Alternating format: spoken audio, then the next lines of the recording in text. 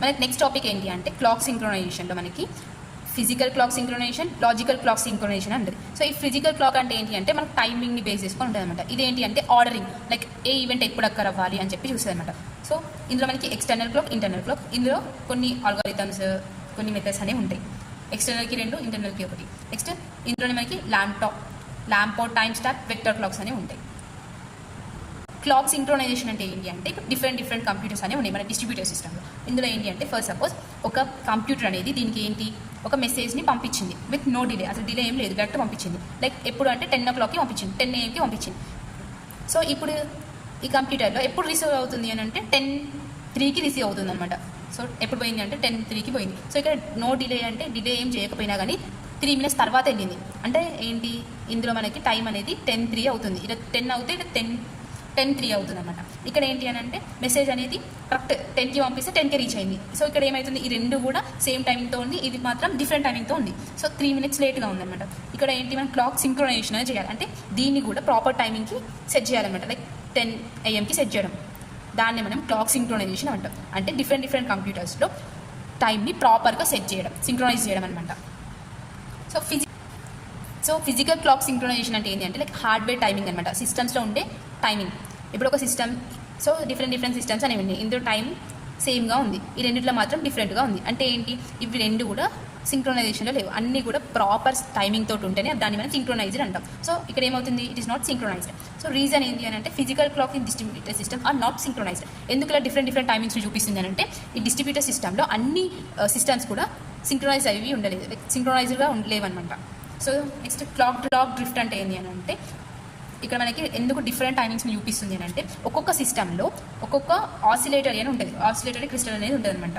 So ఇక్కడ ఏమవుతుంది అంటే ఈ ఆసిలేటరీ సిస్టమ్కి డిఫరెంట్ ఫ్రీక్వెన్సీస్ అనేవి ఉంటాయి.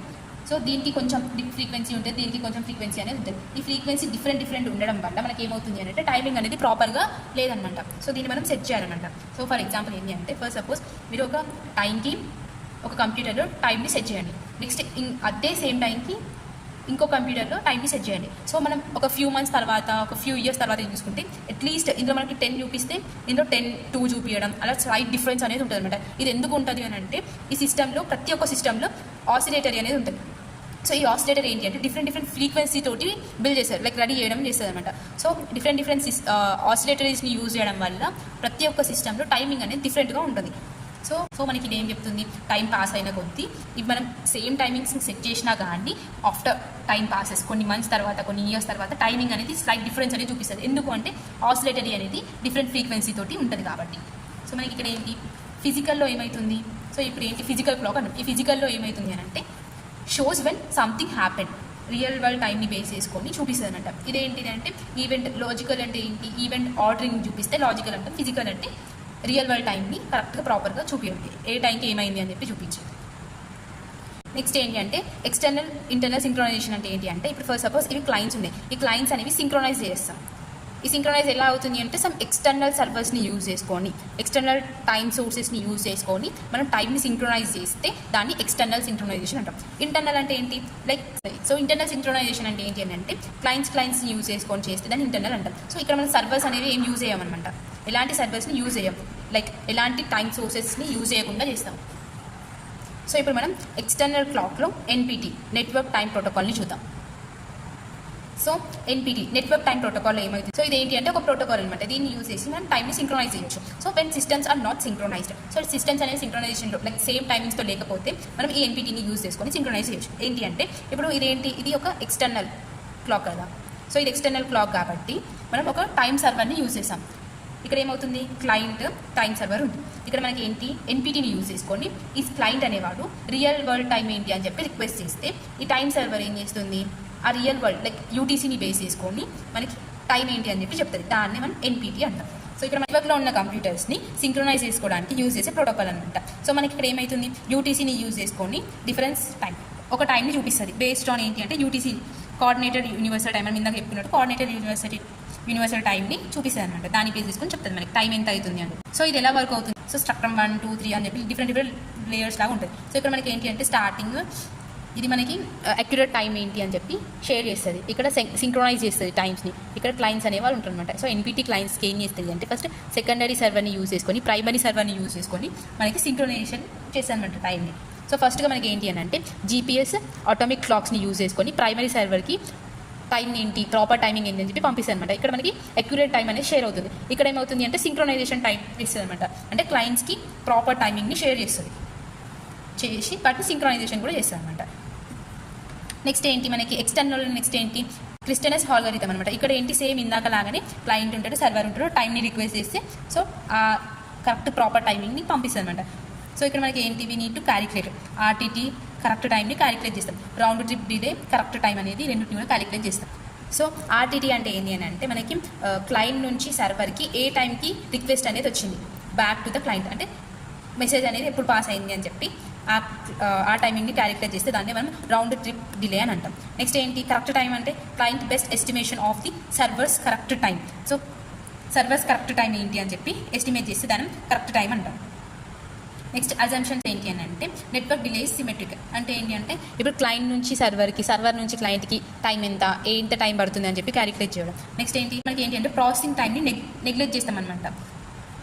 నెక్స్ట్ ఇది ఏంటి అంటే ఇంటర్నల్ క్లాక్ అనమాట. ఇక్కడ ఏంటి మనకి ఎలాంటి సర్వర్స్ని యూజ్ చేయం, లైక్ క్లయింట్ బేస్ చేసుకొని మన క్లాక్ని సింక్రొనైజేషన్ చేస్తాం. సో ఇక్కడ ఏమవుతుంది అంటే మాస్టర్ అనేవాడు ఉంటాడు అనమాట. ఇక్కడ ఏంటి ఇదొక క్లయింట్, కాకపోతే ఏంటి అంటే మాస్టర్ నోడ్ అనేది ఉంటుంది. ఈ మాస్టర్ నోడ్ని బేస్ చేసుకొని యూజ్ చేసుకొని మనం స్టేట్స్లలో ప్రాపర్ టైంని సింక్రొనైజేషన్ చేస్తాం అనమాట. అన్నింటిలో కూడా ఒక టైంని సెట్ చేస్తాం. సో ఎలా అంటే బై యూజింగ్ యావరేజ్ టైంని క్యాలిక్యులేట్ చేస్తాం అనమాట. సో యావరేజ్ టైంని రియల్ టైం అని చెప్పి అనుకుంటాం. మనకి ఇక్కడ ఏంటి 2 వర్షన్స్ ఉంటాయి అనమాట ఈ ఆల్గోరిథంలో. ఫస్ట్ ఏంటి వితౌట్ నెట్వర్క్ డిలే. సో ఇక్కడ ఏమవుతుంది అంటే మాస్టర్ నోడ్ ఉంటుంది. ఈ మాస్టర్ నోడ్ ఏంటి అంటే అన్ని క్లయింట్స్ కూడా టైంని అడుగుతుంది. ఈ స్లేవ్లో ఏ టైం అవుతుంది, ఈ స్లేవ్లో ఏ టైం అవుతుంది అని చెప్పి అన్ని నోట్స్ నుంచి టైంని క్యాలిక్యులేట్ చేసుకొని కలెక్ట్ చేసుకొని అందులో యావరేజ్ని క్యాలిక్యులేట్ చేస్తుంది అనమాట. సో ఇలా అంటే సో ఇక్కడ ఒక ఎగ్జాంపుల్ చూద్దాం. ఫస్ట్ సపోజ్ 10 అవుతుంది, ఇందులోనేమో స్లేవ్స్లలో ఏంటి అంటే 9:58, 10:02 ఇలా అవుతుంది అనమాట. సో ఈ మాస్టర్ నోడ్ ఏం చేస్తుంది అన్ని టైమ్స్ని రికార్డ్ చేస్తుంది, కలెక్ట్ చేసుకుంటుంది. స్లేవ్ 1లో ఏమవుతుంది, స్లేవ్ 2లో ఏమవుతుంది అని అన్ని కలెక్ట్ చేసుకొని వాటి యొక్క టైంని యావరేజ్ చేస్తుంది. ఫస్ట్ సపోజ్ 10 అనేది యావరేజ్ చేసి ఇదే రియల్ టైం అని చెప్పి అంటుంది అనమాట. లైక్ ఇదే ప్రాపర్ టైం అని చెప్పి అన్నిట్లో కూడా సెట్ చేస్తారు. ఎలా సెట్ చేయాలంటే అడ్జస్ట్మెంట్ని కూడా క్యాలిక్యులేట్ చేస్తారు నెక్స్ట్ స్టెప్లో. అంటే ఏంటి ఫస్ట్ సపోజ్ మనకు వచ్చిన టైంని యావరేజ్ టైంని తీసుకొని రికార్డింగ్ టైం ఎంత ఉందని చెప్పి చూసి అందులో నుంచి మైనస్ చేస్తుంది.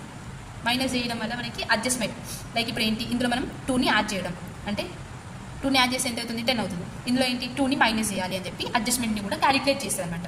సో స్టెప్స్ ఏంటి అంటే మాస్టర్ నోట్స్ అనేవి ఎలెక్ట్ చేస్తారు. సో ఫస్ట్ అన్ని నోట్స్లో నుంచి అన్ని క్లయింట్స్లో నుంచి మాస్టర్ ఎవరు అని చెప్పి ఎలెక్ట్ చేసుకుంటారు. తర్వాత ఏంటి స్లేవ్స్ అనేవాళ్ళు వాళ్ళ కరెక్ట్ క్లాక్ టైం ఏంటి అని చెప్పి అన్ని కూడా మాస్టర్కి పంపిస్తే మాస్టర్ అనేవాళ్ళు కలెక్ట్ చేసుకుంటారు. తర్వాత ఏమవుతుంది మాస్టర్ అనేవాడు డిలీట్ చేసినప్పుడు కొన్ని స్లేవ్స్ని, ఎలా అంటే అవుట్డేటెడ్ అయినా కానీ అలాంటి స్లేవ్స్ని వాళ్ళ క్లాక్ అనేది ఒకవేళ అవుట్డేటెడ్ లైక్ చాలా రోజుది చూపించడం ఇలా ఉంటే వాటిని డిలీట్ చేసే కెపాసిటీ, డిలీట్ చేసే పవర్ కూడా మాస్టర్కి ఉందన్నమాట. సో నెక్స్ట్ ఏంటి మాస్టర్ అనేవాడు కలెక్ట్ చేసుకుంటారు. కలెక్ట్ చేసుకున్న తర్వాత వాటిలో యావరేజ్ని ఫైండ్ అవుట్ చేస్తారు. యావరేజ్ ఫైండ్ అవుట్ చేసిన తర్వాత ఏం చేస్తాడు అడ్జస్ట్మెంట్ని కూడా క్యాలిక్యులేట్ చేస్తాడు. తర్వాత అడ్జస్ట్మెంట్ని ప్రతి ఒక్క నోట్కి పంపిస్తాడు. సో ఇక్కడ మనకి +2 వచ్చింది. ఈ +2ని స్లేవ్ 1కి పంపిస్తే నువ్వు ఒక టైంని +2 యాడ్ చేసుకో, అప్పుడు ప్రాపర్ టైమింగ్ అనేది వస్తుందని చెప్తాడు.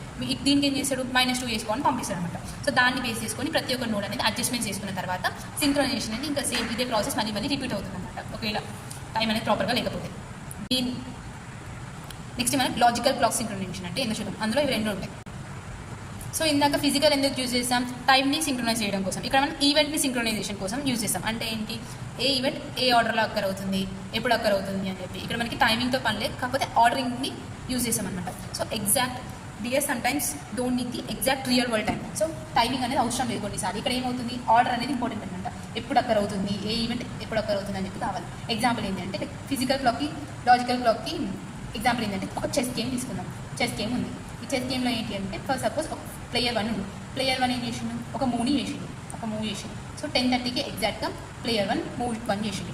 నెక్స్ట్ ప్లేయర్ 2 ఎప్పుడు చేసిండు అంటే 10:33, 32 కల్లా చేసిండు అనమాట. నెక్స్ట్ అలా టైమింగ్ని ఇక్కడ నోట్ చేసుకుంటాం. లైక్ 10:40 దాకా లాస్ట్ మూవ్ అనేది అయిందని చెప్పి ప్లేయర్ 1 లాస్ట్ మూవ్ చేసిందని చెప్పి సంథింగ్ అలా నోట్ చేసుకుంటాం. ఇక్కడ ఏమవుతుంది అంటే లాజికల్లో ఏంటి అంటే ఫస్ట్ ప్లేయర్ 1 అనేది మూవ్ చేసిన తర్వాత నెక్స్ట్ ఎవరు మూవ్ చేశారు. లైక్ ఇక్కడ మనకి ఏంటి సెకండ్ సెకండ్ ఎవరు మూవ్ చేశారు, ఇక్కడ ఆర్డరింగ్ అనేది తెలుస్తుంది అనమాట. ఎవరి తర్వాత ఎవరు ఆడారు అని చెప్పేది మనకి లాజికల్, ఇక్కడ ఏ టైంకి అని చెప్పేది ఫిజికల్ అనమాట.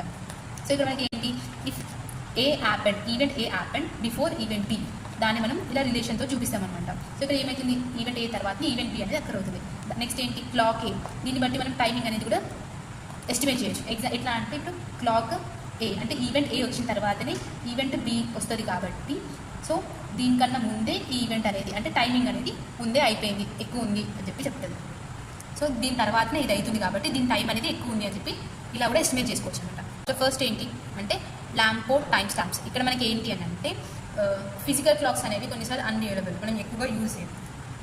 సో ఫిజికల్ క్లాక్స్లో ఏంటి, టైమింగ్ని చేస్తామన్నమాట. ఇందులో మనం ఏం చేస్తామంటే ఆర్డర్స్ని ఫైండ్ అవుట్ చేస్తాం, దేని తర్వాత ఏమైందని చెప్పి. సో ఇందులో మనకి రూల్స్ ఏంటి అంటే ఫస్ట్ ఇంక్రిమెంట్ రూల్ అనేది ఉంటుంది. అంటే ఏంటి అంటే ఏదైనా ఈవెంట్ అక్కర్ అయితే, ఒక ప్రాసెస్లో ఏదైనా ఈవెంట్ అక్కర్ అయితే దాన్ని మనం ఏం చేయాలి అని అంటే ఈ కౌంటర్ ఉంది కదా, కౌంటర్ని మనం ఒక +1 ఇంక్రీజ్ చేయాలి. ఫర్ సపోజ్ ఒక ఈవెంట్ అక్కర్ అయ్యేటప్పుడు కౌంటర్ అనేది 0 ఉంది ఇనిషియల్గా, దాన్ని మనం 1 చేస్తామన్నమాట. నెక్స్ట్ మెసేజ్ రూలింగ్ ఏంటంటే సెండ్ చేసేటప్పుడు ఏదైనా మెసేజ్ మనం పంపిస్తే, సెండ్ చేస్తే, సో అది కూడా ఎలా అంటే సేమ్ ఈక్వల్స్ టు ఎల్ఐ. అంటే ఏంటి, ఈవెంట్ని ఇంక్రీజ్ చేయాలి, ఒక కౌంటర్ అనేది ఇంక్రీజ్ అవుతుంది. ఫర్ సపోజ్ రిసీవ్ అయింది అనుకో, దాన్ని మనం ఏం చేస్తాం, ఇక్కడ మనకి ఏంటి అంటే LJ equals to max of LJ comma tea.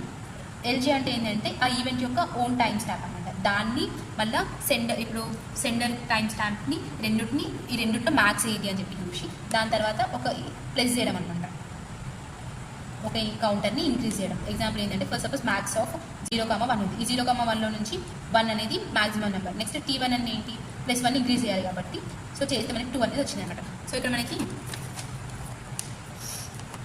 Example ఏంటంటే P1, P2, P3 అనే ప్రాసెస్ ఉంది. ఇవి ఇనిషియల్గా 0 ఉన్నాయి. ఇక్కడ మనకి ఏమవుతుంది, ఒక మెసేజ్ అనేది వెళ్తుంది అనమాట, ఒక ఈవెంట్ అనేది అక్కడ అవుతుంది. సో ఏమవుతుంది, టీఎస్ స్టేట్ ఎంత అంటే ఇంక్రిమెంట్ అవుతుంది. ఈవెంట్ అక్కడ అయితే జనరల్గా కౌంటర్ అనేది 1 అవ్వాలి. నెక్స్ట్ ఈవెంట్కి 2.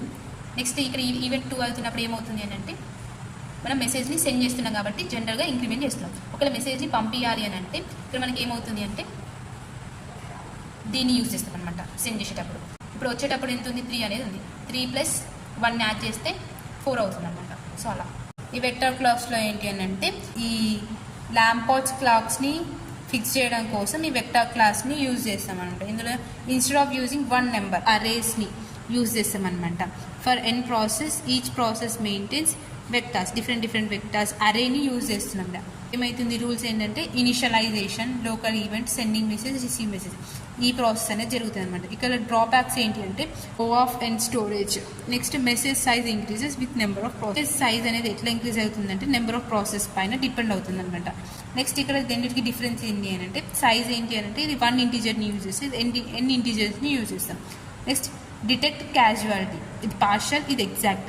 సో ఇదే లిమిటేషన్ అనమాట. దీనికి లాంపోర్ట్కి ఏం లిమిటేషన్ అంటే పార్షల్గా డిటెక్ట్ చేస్తుంది క్యాజువాలిటీ. డిటెక్ట్ కాన్కరెన్సీ, ఇది కాన్కరెన్సీని డిటెక్ట్ చేయలేదు చేస్తుంది. నెక్స్ట్ హోవర్ అయితే ఇందులో తక్కువ ఉంటుంది, ఇది ఎక్కువ ఉంటుంది. సో నెక్స్ట్ ఏంటి అంటే గ్లోబల్ స్టేట్. లోకల్ స్టేట్స్ వేరు, గ్లోబల్ స్టేట్స్ వేరు. గ్లోబల్ అంటే అన్ని ప్రాసెసెస్ని, అన్ని ఛానల్స్ని కలెక్ట్ చేస్తే దాన్ని మనం గ్లోబల్ స్టేట్ అంటాం. So it helps to determine weather a global property like dead lakhs termination is true. So వీటిని డిటెక్ట్ చేయడం కోసం ఈ గ్లోబల్ చేస్తామన్నమాట. అప్లికేషన్స్ ఏంటి అంటే distributed garbage collection, remove unused objects అన్నమాట. ఆబ్జెక్ట్స్ని రిమూవ్ చేయడం కోసం యూజ్ చేస్తాం, లాక్స్ని డిటెక్ట్ చేయడం కోసం యూజ్ చేస్తాం, టర్మినేషన్ని డిటెక్ట్ చేయడం కోసం యూజ్ చేస్తాం అనమాట. సో ప్రాబ్లమ్స్ ఏంటి అని అంటే no global clock in distributor system. So distributor సిస్టంలో గ్లోబల్ క్లాక్ అనేది ఉండదు. సో అన్ని ప్రాసెస్ స్టేట్స్ కూడా ఒకటేసారి మనం డిటెక్ట్ చేయలేకపోతాం. సో అందుకోసం కట్స్ని యూజ్ చేస్తాం అనమాట. సో మనకి ఇక్కడ ఏంటి అంటే చాండీ ల్యాండ్స్టాప్ స్నాప్షాట్ ఆల్గరిథంని వీరిద్దరు కలిసి డెవలప్ చేశారనమాట. సో దీని పర్పస్ ఏంటి, అసిస్టెంట్ గ్లోబల్ స్టేట్స్ని రికార్డ్ చేయడం అనమాట without stopping the system. So global states ఏమేమి ఉన్నాయని చెప్పి కూడా రికార్డ్ చేసుకుంటాయి అనమాట, సిస్టమ్ని స్టాప్ చేయకుండా. స్టెప్స్ ఏంటి అని అంటే ఇనిషియేటర్ ప్రాసెస్ అనేది ఉంటుంది. సో ఇక్కడ ఏమవుతుంది అని అంటే అన్ని స్టేట్స్ని రికార్డ్ చేస్తాం. ఫస్ట్ ఏమవుతుంది, రికార్డ్స్ ఈ స్టార్టింగ్ స్టేట్ని రికార్డ్ చేసుకుంటాం. మార్కర్ అనేది అన్ని నోట్స్ నైబరింగ్ నోట్స్కి కూడా పంపిస్తుంది అనమాట. ఫర్ సపోజ్ ఇక్కడ నుంచి స్టార్ట్ అయితే ప్రతి ఒక్క నైబరింగ్ నోట్స్కి మార్కర్ని పంపిస్తుంది. సో ఎవరైతే మార్కర్ని రిసీవ్ చేసుకుంటారో ఒకవేళ ఫస్ట్ టైం అయితే ఆ స్టేట్ని రికార్డ్ చేసుకొని వేరే మార్కర్స్కి సెండ్ చేయాలన్నమాట, లేకపోతే అక్కడే స్టాప్ అవ్వాలన్నమాట ఫస్ట్ టైం కాకపోతే. సో ఛానల్ స్టేట్ అంటే ఏంటి, message state but not at received are recorded, దాన్ని మనం ఛానల్ స్టేట్ అంటాం. సో మార్కర్ రోల్ ఏంటి అని అంటే state recording. Next helps to identify message translate, so message transfer అయింది అని చెప్పి ఐడెంటిఫై చేస్తుంది. Distributed debugging. డిస్ట్రిబ్యూటెడ్ డీబగ్గింగ్ అంటే ఏంటి అని అంటే మనకి డిస్ట్రిబ్యూటెడ్ సిస్టంలో వచ్చే ఎర్రర్స్ కానీ బగ్స్ కానీ వాటి అన్నింటినీ కూడా ఐడెంటిఫై చేస్తుంది అనమాట. సో మనకి ఏంటి, మల్టిపుల్ ప్రాసెస్ అనేవి డిఫరెంట్ సిస్టమ్స్ కమ్యూనికేషన్ అనేది జరుగుతుంది అనమాట. సో అందుకోసం ఏమైనా ఎర్రర్స్ వచ్చినా ఏమైనా బగ్స్ వచ్చినా వాటిని ఐడెంటిఫై చేయడం కోసం డిస్ట్రిబ్యూటెడ్ సిస్టమ్స్ని యూజ్ చేస్తాం. సో డిస్ట్రిబ్యూటెడ్ డీబగ్గింగ్ని యూజ్ చేస్తాం.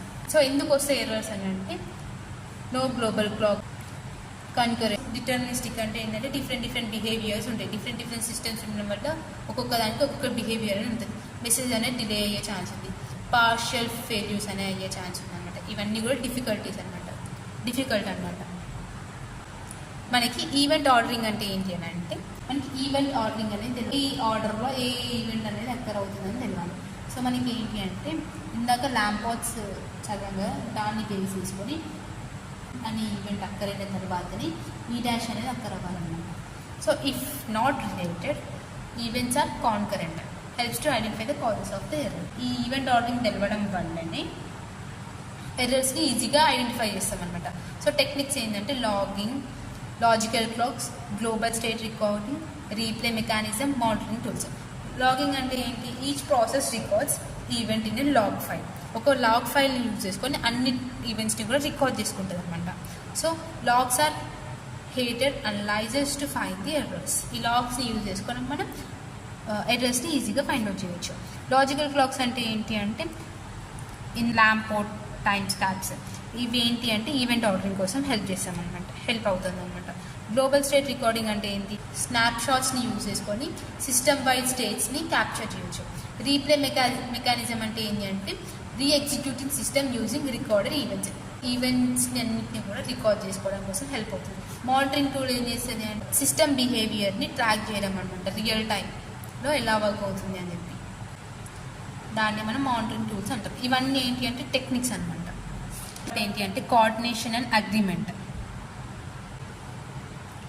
సో కోఆర్డినేషన్ అండ్ అగ్రిమెంట్ అంటే ఏంటి అని అంటే సో ఈ మల్టిపుల్ ప్రాసెస్ మధ్యలో కోఆర్డినేషన్ అనేది ఉండాలి. అంటే వాళ్ళ యాక్షన్స్ అనేవి కోఆర్డినేషన్తో జరగాలన్నమాట. దాన్ని మనం కోఆర్డినేషన్ అండ్ అగ్రిమెంట్ అంటే ఒకదానికి ఒకటి అగ్రి చేసుకొని ఉండడం బెటర్ అనమాట. So avoid fixing master slave systems. So master slave systems అంటే ఏంటి, ఒక హెడ్ ఉంటే ఒక దాని కింద స్లేవ్స్ ఉంటారు. సో దీనివల్ల ఏమవుతుంది, కోఆర్డినేషన్ అనేది మిస్ అవుతుంది. సో మాస్టర్ చెప్పింది స్లేవ్స్ వినాలి అని చెప్పి సో ఇలాంటివి అవాయిడ్ చేయడం అనమాట. సో నెక్స్ట్ ఏంటి, డిస్ట్రిబ్యూటెడ్ మ్యూచువల్ ఎక్స్క్లూజివ్ అంటే ఏంటి, ఇది ఎందుకు యూజ్ చేస్తారు అని అంటే మనకి సో ప్రాసెస్ అనేవి షేర్డ్ రిసోర్సెస్ అనేవి యూజ్ చేస్తాయి అనమాట. సో ఇలా షేర్డ్ రిసోర్సెస్ యూజ్ చేసేటప్పుడు ensures only one process accessing ఏ క్రిటికల్ సెక్షన్. ఇది ఏమవుతుంది అంటే ఈ షేర్డ్ రిసోర్సెస్ యూజ్ చేసేటప్పుడు క్రిటికల్ సెక్షన్ని యూజ్ చేసి ఒక్కసారి ఒక్క యూజర్ మాత్రమే ఈ రిసోర్సెస్ని యాక్సెస్ చేసుకునేటట్టు చేస్తాయి అనమాట. ఏంటి క్రిటికల్ సెక్షన్ ప్రోటోకాల్ అంటే ఏంటి అంటే enter, resource access, exit. First ఒక క్లయింట్ క్రిటికల్ సెక్షన్కి ఎంటర్ అయ్యి రిసోర్సెస్ని యాక్సెస్ చేసుకుంటారు, లైక్ యూజ్ చేసుకుంటారు, తర్వాత ఎగ్జిట్ అయిపోతారు అనమాట. సో కొన్నిసార్లు ఈ క్రిటికల్ సెక్షన్ అనేది బ్లాక్ చేసే ఛాన్స్ కూడా ఉందన్నమాట. నెక్స్ట్ రిక్వైర్మెంట్స్ ఏంటి అంటే ఫస్ట్ సేఫ్టీ అంటే ఏంటి అంటే ఒక ప్రాసెస్ ఒకేసారి క్రిటికల్ సెక్షన్ని యాక్సెస్ చేసుకోవడం అనమాట. లైవ్నెస్ అంటే ఏంటి, ఎవ్రీ రిక్వెస్ట్ ఈవెన్చువల్లీ సక్సీడెడ్. ఇక్కడ మనకి డెడ్ బ్లాక్స్, స్టార్వేషన్స్ ఇలాంటివి ఏవి ఉండొద్దు అనమాట, ఎలాంటి ఎర్రర్స్ అనేవి ఉండొద్దు. సో నెక్స్ట్ రిక్వైర్మెంట్ ఏంటి అంటే ఆర్డరింగ్. సో ఇక్కడ మనకి ఏమవుతుంది అని అంటే ఒక ఆర్డర్ని మెయింటైన్ చేయాలన్నమాట, ఒకదాని తర్వాత ఒకరిని ఎంటర్ చేసుకోవాలి క్రిటికల్ సెక్షన్లో. సో ఈవెంట్స్ అనేవి యాక్చువల్గా గ్లోబల్ క్లాక్లో ఉండవు. సో ఆర్డరింగ్ని ప్రాపర్గా మెయింటైన్ చేయాలన్నమాట. నెక్స్ట్ ఏంటి పర్ఫార్మెన్స్ ఏంటి అంటే బ్యాండ్విడ్త్, క్లయింట్ డిలే, త్రోపుట్ ఇవన్నీ కూడా పర్ఫార్మెన్స్ ప్రాపర్గా మెయింటైన్ చేస్తుంది. ఆల్గరిథమ్స్ ఏంటి అంటే ఫస్ట్ ఇక్కడ మనకి 4 ఆల్గరిథమ్స్ ఉన్నాయి. Central server algorithm, ring based algorithm. So third one ఏంటి multicast algorithm with logical clocks. Fourth one ఏంటి Maekawa's voting algorithm.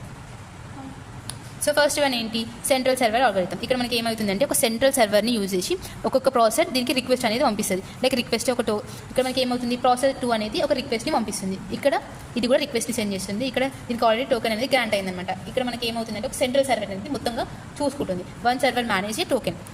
Next process అంటే ఏంటి అంటే ఒక రిక్వెస్ట్ని సర్వర్కి సెండ్ చేయడం. సో ఎప్పుడైతే మనకి ప్రాసెస్ అనేది రిక్వెస్ట్ని సెండ్ చేస్తే టోకెన్ ఫ్రీగా ఉంటే ఇమీడియట్గా మనకి రెస్పాన్స్ అనేది వస్తుంది. లేకపోతే దాన్ని క్యూలోకి పంపిస్తుంది అనమాట. అంటే ఒక ఈ క్యూలోకి ఈ ప్రాసెస్ని సెండ్ చేస్తుంది. తర్వాత ఏం చేస్తుంది, మళ్ళీ ఆ టోకెన్ని ఆ రిక్వెస్ట్ చేసిన ప్రాసెస్కి పంపిస్తుంది. సో దీని ప్రాపర్టీస్ ఏంటి, safely, liveliness, ordering not granted. ఇక్కడ మనకి ఆర్డరింగ్ అనేది ప్రాపర్గా. సో ఈ డ్రాబ్యాక్ వల్ల ఏమవుతుంది మనకంటే సిస్టమ్ అనేది క్రాష్ అయ్యే ఛాన్స్ ఉందన్నమాట. సింగిల్ పాయింట్ ఆఫ్ ఫెయిల్యూర్ ఉండడం వల్ల సిస్టమ్ అనేది క్రాష్ అయ్యే ఛాన్స్ ఉంది. సో నెక్స్ట్ ఏంటి, రింగ్ బేస్డ్ ఆల్గోరిథం. ఇక్కడ మనకి ప్రాసెస్ అనేది ఒక రింగ్ బేస్డ్గా అంటే ఒక రౌండ్ స్ట్రక్చర్లో డిజైన్ చేస్తుంది అనమాట. సో ఈ ప్రాసెస్ అనేవి ఇట్లా అంటే లాజికల్ రింగ్ లాగా అరేంజ్ చేసి ఉంటుంది. ఇక్కడ మనకి టోకెన్స్ అనేవి ఎలా ఉంటాయి అంటే ఒకటే డైరెక్షన్లో సర్క్యులేట్ అవుతూ ఉంటాయి. సో ఇప్పుడు ఫస్ట్ P1కి వచ్చింది అనుకో, నెక్స్ట్ టోకెన్ ఎప్పుడు అంటే P2కి వెళ్ళడం, తర్వాత P3, P4 ఇలా కంటిన్యూస్గా ఒక రింగ్ స్ట్రక్చర్లో అన్నీ కూడా ట్రాన్స్ఫర్ అవుతూ ఉంటాయి అనమాట. సో ఇక్కడ మనకి ఏంటి ప్రాసెస్ ఎలా అవుతుందంటే నీడ్స్ ఒకవేళ మనకి క్రిటికల్ సెక్షన్ కావాలి అంటే అప్పుడు ఆ ప్రాసెసర్ టోకెన్ అనేది ఉంచుకుంటుంది, లేకపోతే నెక్స్ట్ దానికి ఫార్వర్డ్ చేస్తుంది అనమాట. సో దీనిలో ప్రాపర్టీస్ ఏంటి అంటే safety, liveliness, no strict ordering. ఇక్కడ మనకి ప్రాపర్ ఆర్డరింగ్ అనేది ఉన్నదనమాట. దీనిలో డ్రాబ్యాక్ ఏంటి అని అంటే delay if token far away. ఇక్కడ మనకి ఏమవుతుంది, ఇప్పుడు P1 అనేది టోకెన్ని యూజ్ చేసుకుంటుంది. ఇప్పుడు P5కి రావాలి అంటే ఇవన్నీ దాటుకొని రావాలి కాబట్టి ఇక్కడ మనకి టైం అనేది ఎక్కువ తీసుకుంటుంది. సో నెక్స్ట్ ఏంటి అంటే multi class algorithm with logical clocks. ఇక్కడ మనం లాజికల్ క్లాక్స్ని యూజ్ చేసుకుంటాం అనమాట. సో ఫస్ట్ వర్కింగ్ ఎలా ఉంటుంది అంటే ప్రాసెస్ రిక్వెస్ట్ని పంపిస్తుంది. ఎలా అంటే ప్రాసెస్ ఉంటుంది, దాంతోపాటు టైంని కూడా పంపిస్తుంది. Next must receive n-1 replies to the enter C section. అంటే ఇక్కడ మనకి క్రిటికల్ సెక్షన్లోకి ఎంటర్ అవ్వాలి అంటే n- రిప్లైస్ అనేవి ఉండాలన్నమాట. ఇక్కడ మనం టైం స్టార్ట్స్ని యూజ్ చేస్తాం.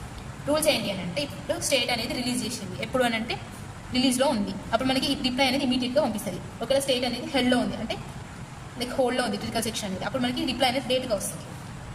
ఇక్కడ మనకి ఎప్పుడు వస్తుంది అని అంటే టైం స్టాంప్స్కి కంపేర్ చేస్తుంది. ఒకవేళ స్మార్లర్గా ఉంటే హయ్యర్ ప్రయారిటీ అని ఇస్తుంది. అంటే టైం తక్కువ ఉందనుకో, ఫర్ సపోజ్ ఒక ప్రాసెసర్కి టైం తక్కువగా ఉంది, ఆ ఈ టైంని బేస్ చేసుకొని మనకి రిప్లై అనేది వస్తుంది అనమాట. తక్కువ టైంకి ఎక్కువ ప్రయారిటీ అనేది ఇస్తుంది అనమాట. ప్రాపర్టీస్ అన్నీ కూడా సేఫ్టీ, లైవ్లీనెస్ ఇవన్నీ కూడా ఇందులో ఉంటాయి అనమాట.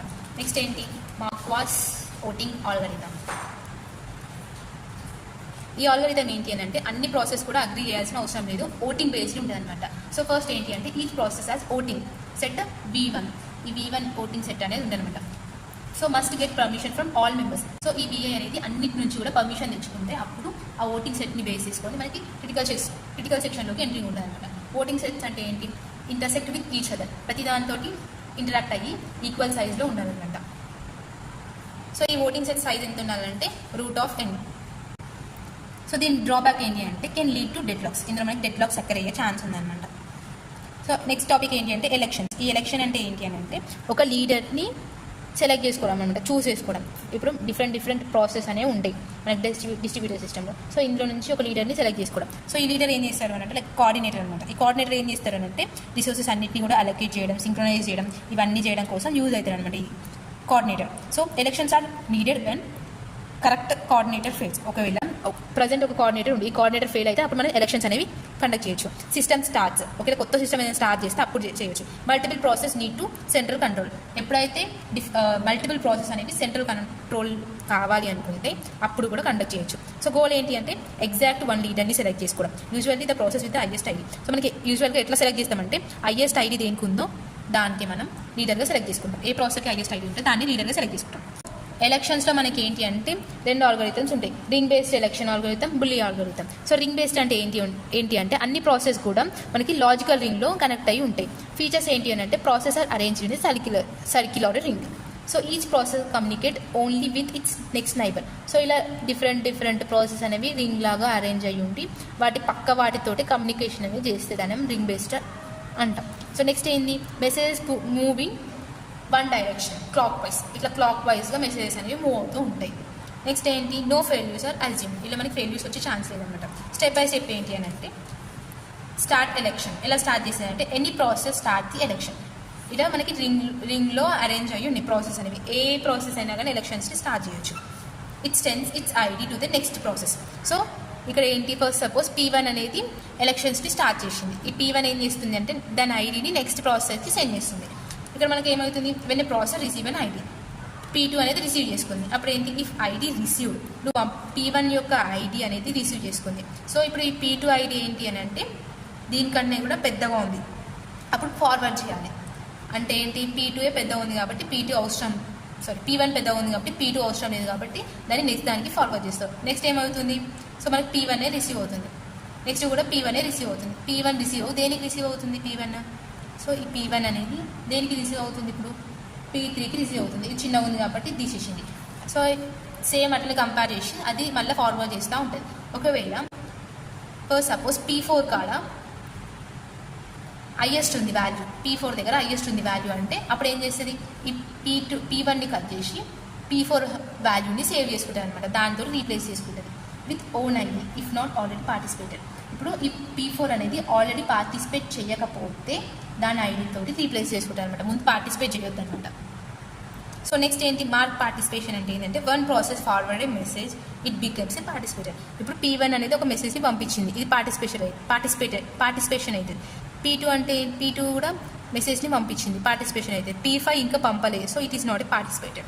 నెక్స్ట్ లీడర్ ఐడెంటిఫికేషన్ అంటే ఏంటి అంటే వెన్ ఏ ప్రాసెస్ మనకి ఏమవుతుంది, P4కి హైయెస్ట్ ఉంది అనుకుందాం ఐడి అన్నిటితో పోలిస్తే, ఇదే లీడర్ అవుతుంది. సో దీని ఐడి దీనికే వచ్చింది, లైక్ దీని ఐడి ఎంత అంటే సపోజ్ ఒక 50 సంథింగ్ ఏదో ఉంది, దీని ఐడి దీనికే వస్తే 50 నెంబర్ 50కే వచ్చింది అనుకో, అప్పుడే ఇది లీడర్ అయింది అని అర్థం అనమాట. It has the highest ID, that's the coordinator, అదే కోఆర్డినేటర్. సో అన్నౌన్స్ లీడర్ అయింది అంటే P4 ఏం చేస్తుంది అని అంటే ఒక మెసేజ్ని పంపిస్తుంది ఎలెక్టెడ్ అని చెప్పి. So all process update the coordinator, అన్ని ప్రాసెసెస్ కూడా వాళ్ళ కోఆర్డినేటర్ని అప్డేట్ చేసుకుంటారు. సో ఏంటి అంటే P4 అనేది లీడర్ అయింది అని చెప్పి అన్ని కూడా అప్డేట్ చేసుకుంటారు. నెక్స్ట్ ఏంటంటే బుల్లి ఆల్గోరిథం. సో దీని యొక్క ఫీచర్స్ ఏంటి అని అంటే సింక్రనైజ్ సిస్టంలోనే వర్క్ చేస్తాయి అనమాట. మళ్ళీ ఐడీస్ కూడా ప్రాసెస్కి తెలిసి ఉండాలి. నెక్స్ట్ ఏంటంటే డిటెక్ట్ ఫెయిల్యూర్స్ని డిటెక్ట్ చేస్తుంది. టైప్ ఆఫ్ మెసేజెస్ ఏంటి అంటే ఎలక్షన్, ఆన్సర్, కోఆర్డినేటర్. ఎలక్షన్ అంటే ఏంటి, స్టార్ట్ ది ఎలక్షన్, ఎవరైతే ఎలక్షన్ స్టార్ట్ చేస్తే దాన్ని ఎలక్షన్ అంటాం. ఆన్సర్ ఏంటి, response from the higher process, ఏమైనా రిప్లై చేస్తే దాన్ని ఆన్సర్ అంటాం. కోఆర్డినేషన్ అంటే ఏంటంటే announcement of leader. Step by step working ఏంటంటే ఫస్ట్ డిటెక్ట్ ది ఫెయిల్యూర్, ఆ సిస్టంలో ఏమన్నా ఫెయిల్యూర్స్ ఉన్నాయని డిటెక్ట్ చేస్తుంది. దాని తర్వాత ఎలక్షన్స్ని స్టార్ట్ చేస్తుంది. Send elected message to all the process with higher ID. So higher ఐడితో ఉన్న మెసేజ్ని అన్ని ప్రాసెస్కి కూడా పంపిస్తుంది అనమాట. So wait for the response కోసం వెయిట్ చేస్తుంది. If no replies becomes a coordinator. So first ఒక ప్రాసెసర్ ఏం చేస్తుంది అంటే దాని ఐడిని అందరికీ పంపిస్తుంది అనమాట. ఏమైనా రిప్లై వస్తే మంచిదే, రిప్లై రాకపోతే అదే కోఆర్డినేటర్ అవుతుంది అనమాట. If reply received weights for the coordinator announcement. ఒక రిప్లై వచ్చింది అని అనుకో, నెక్స్ట్ ప్రాసెస్ ఏం చేస్తుంది అంటే దాని ఐడి పంపిస్తుంది. ఒకవేళ రిప్లై రాకపోతే అదే కోఆర్డినేటర్ అవుతుంది. రిప్లై వచ్చింది అనుకో next wait for the announcement అనమాట. ఇంకా ప్రాసెస్ ఏమైనా ఉంటే వాళ్ళు లీడర్ అయ్యే ఛాన్స్ ఉంది, లేకపోతే ఇదే లీడర్ అవుతుంది అనమాట. Higher process takes over. So ఇక్కడ మనకి ఏమవుతుంది అని అంటే ఇప్పుడు ఫస్ట్ సపోజ్ P4 అనేది హయ్యర్ ఉంది అనుకున్నాం. సో ఇది ఏం చేస్తుంది, ఎలక్షన్స్ని మళ్ళీ స్టార్ట్ చేస్తుంది. ఇక్కడ ఏమవుతుంది, higher ID process starts its own elections. So అది స్టార్ట్ చేయడం వల్ల అదే ఓనర్ అవుతుంది అనమాట. ఇక్కడ మనకి నో రిప్లై, అసలు రిప్లై రాదు ఇలా స్టార్ట్ చేస్తే. అనౌన్స్మెంట్ కోఆర్డినేటర్ ఏంటి అంటే ఫైనల్ లీడర్ని అనౌన్స్ చేయడం అనమాట, అన్ని ప్రాసెస్కి అనౌన్స్ చేస్తుంది. సో ఇక్కడ మనకి పర్ఫార్మెన్స్ ఏంటి అంటే బెస్ట్ కేసులో O(n) ఉంటే వరస్ట్ కేసులో O(n)² అనేది ఉంటుంది. కమ్యూనికేషన్, మల్టీ క్లాస్ కమ్యూనికేషన్ అంటే ఏంటి అని అంటే sending a message from one process to group of process. ఒక్క ప్రాసెస్ నుంచి మల్టీ ప్రాసెస్కి ఏమైనా మెసేజెస్ని పంపించడం లేకపోతే కమ్యూనికేషన్ చేస్తే దాన్ని ఏమైనా మల్టీ క్లాస్ కమ్యూనికేషన్ అంటాం. So when all members receive a copy of message. Multiple ప్రాసెస్కి ఏంటి అని అంటే మెసేజ్ అనేది అన్ని కూడా సేమ్ మెసేజ్ని సెండ్ అవుతుంది అనమాట. సో ఇక్కడ మనకి ఎక్కడెక్కడ యూజ్ అవుతుంది మల్టీ క్లాస్ కమ్యూనికేషన్ అంటే DS అంటే డిస్ట్రిబ్యూటర్ సిస్టంలో, video conferences, online game, data రిప్లికేషన్స్లో యూజ్ చేస్తుంది. గ్రూప్ అంటే ఏంటి అంటే ఇది కలెక్షన్ ఆఫ్ ప్రాసెస్ అనమాట. అన్ని ప్రాసెస్ని కలెక్ట్ చేస్తే దాన్ని మనం గ్రూప్ అంటాం. సో ఇక్కడ మనకి ఏమవుతుంది, మెసేజెస్ అనేది ఆ గ్రూప్లలో రిసీవ్ అవుతూ ఉంటాయి అనమాట. Every process receive a message, ప్రతి ఒక్క ప్రాసెస్ అనేది మెసేజ్ అనేది రిసీవ్ అవుతూ ఉంటుంది అనమాట గ్రూప్లో పంపించినాయి. సో ఎగ్జాంపుల్ ఏంటంటే వాట్సాప్ గ్రూప్స్ ఉంటాయి కదా, వాట్సాప్ గ్రూప్స్లో ఏంటి అంటే లైక్ డిఫరెంట్ పీపుల్ ఉంటారు, డిఫరెంట్ ప్రాసెస్ అనేవి ఉంటాయి. సో ఏదైనా మెసేజ్ గ్రూప్లో వస్తే అందరికీ వెళ్తుంది అనమాట. సో ఛాలెంజెస్ ఏంటి అంటే ఎఫిషియన్సీ, ఓవర్ హెడ్ రెడ్యూస్ చేయడం, బ్యాండ్విడ్త్ యూసేజ్ని ఇంప్రూవ్ చేయడం, త్రూపుట్ని ఇంక్రీజ్ చేయడం. రీడబిలిటీ అంటే ఏంటి అని అంటే ensure all integrated process receive message, అన్ని ప్రాసెస్ కూడా మెసేజ్ అనేది వెళ్ళడం అనమాట. సో మనకి టైప్స్ ఆఫ్ గ్రూప్స్ ఏంటి అంటే స్టాటిక్ ఉండొచ్చు, డైనమిక్ ఉండొచ్చు. స్టాటిక్ అంటే ఏంటంటే ఫిక్స్డ్ మెంబర్స్ అనేవి ఉండొచ్చు. సో వాట్సాప్ గ్రూప్లో మనకి ఇంతే మంది ఉండాలి అని చెప్పి ఉంటే దాన్ని స్టాటిక్ అంటాం. డైనమిక్ అంటే ఏంటి అంటే ఎవరైనా రావచ్చు, ఎవరైనా వెళ్ళిపోవచ్చు అనమాట. ఓపెన్ అండ్ క్లోజ్ అంటే ఏంటంటే ఓపెన్ ఏంటి external process can send A message to the group. Open అని అంటే లైక్ ఇప్పుడు మనము వాట్సాప్ మెసేజెస్లో అడ్మిన్ మాత్రమే సెండ్ చేయాలి మెసేజెస్ అని పెట్టుకుంటాం, దాన్ని క్లోజ్డ్ అంటారు. ఓపెన్గా అంటే ఎవరైనా పెట్టుకోవచ్చు. గ్రూప్లో ఉన్న వాళ్ళు ప్రతి ఒక్కరు కూడా రిప్లైస్ పెట్టుకోవడం, మెసేజెస్ పెట్టుకోవడం అదంతా చేసి దాన్ని ఓపెన్ అంటాం. క్లోజ్డ్ అంటే ఏంటి ఓన్లీ అడ్మిన్ మాత్రమే పెట్టుకోవాలి, అడ్మిన్ మాత్రమే మెసేజ్ అనేది సెండ్ చేస్తే దాన్ని క్లోజ్డ్ అంటాం. ఇది members can send a messages, senders are receivers its own messages. So next ఏంటి బేసిక్ మల్టీకాస్ట్ అంటే బీ మల్టీకాస్ట్ అంటే ఏంటి అంటే ఇది ఒక సింపుల్ మెథడ్ అనమాట, sending a message to all group members. So basic multicast ఏం చేస్తుంది అంటే గ్రూప్లో ఉన్న మెంబర్స్కి మెసేజ్ అనేది సెండ్ చేస్తారు అనమాట. నెక్స్ట్ రియలబుల్ మల్టీకాస్ట్ ఏం చేస్తుంది అంటే అది కరెక్ట్గా వెళ్ళింది అని చెప్పి చూసారనమాట. సో ఇదేం సాటిస్ఫై చేస్తుంది అంటే ఇంటిగ్రిటీ, వ్యాలిడిటీ, అగ్రిమెంట్స్ ఇవన్నిటిని కూడా ఇలాంటి ప్రాపర్టీస్ని కూడా అన్నిటిని సాటిస్ఫై చేస్తుంది.